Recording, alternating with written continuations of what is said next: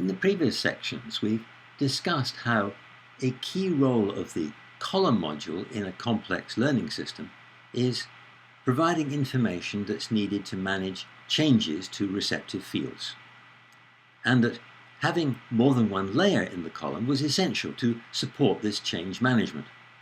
And an interesting question is whether there are any further constraints on the number of layers in a column. Consider these two alternative arrangements, one with 3 layers, the other with 6.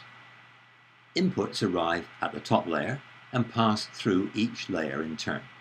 So each layer detects conditions that are combinations of the conditions detected by the preceding layer. Each layer therefore detects conditions on a slightly different level of complexity, but within the same input space. The key consideration affecting the number of layers is that conditions on different levels of complexity may be more effective for guiding different column functions. For example, conditions in the final layer may be most effective for communicating condition detections to other modules, where they're incorporated into more complex conditions.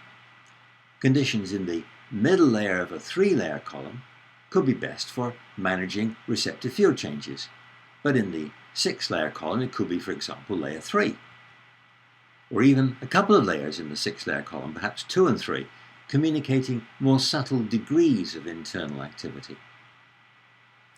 In the 3-layer column, the 3rd layer will be best for recommending externally directed behaviors, the same layer as communicates conditions to other modules.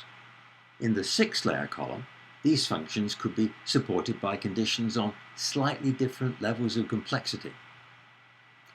Changes to the input space within which column conditions are defined could be managed by the 1st layer in both cases, but in the 6th-layer column, yet another layer could detect conditions most appropriate for prolonging the activity of the column.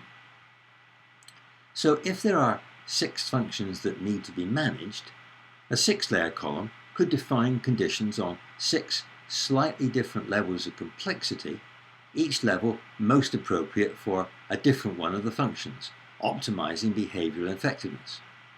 However, a 6-layer column would require more resources. So the number of layers will be a compromise between the behavioral effectiveness of having more layers and their resource cost. And of course, the best compromise might vary somewhat between different arrays of columns and result in different numbers of layers. However, the variability will be constrained because different layering arrangements will add to the complexity of the construction process.